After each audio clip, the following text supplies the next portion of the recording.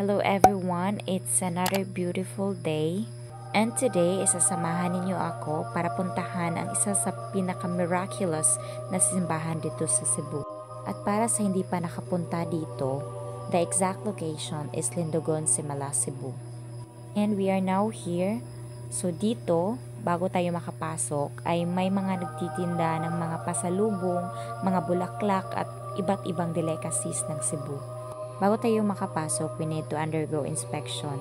May mga gwardiya at mga pulis na nababantay para na rin sa security purposes. And also, we need to follow proper dress code kasi ito ay sagradong lugar.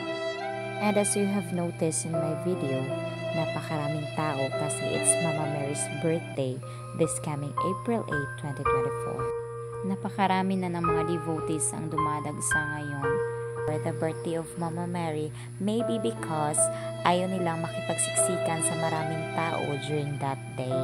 If you're asking kung paano ba makakapunta rito, if you're from Cebu City, you can ride a bus and drop off in front of 7-Eleven, ride a motorcycle or tricycle going to Lindogon Shrine, and the fare is 50 pesos.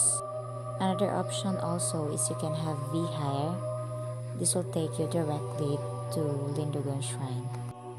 In this area, dito ka makakabili ng mga imahe ng santo, rosary, mga pasalubong, at iba't ibang kulay ng kandila. In this video ay hindi ko na may papakita sa inyo ang loob kasi hindi na ako pumasok sa kadahilanang ang haba na ng pila ng mga tao. As a devotee, hindi na rin mabilang kung gaano na ako kadalas bumibisita rito.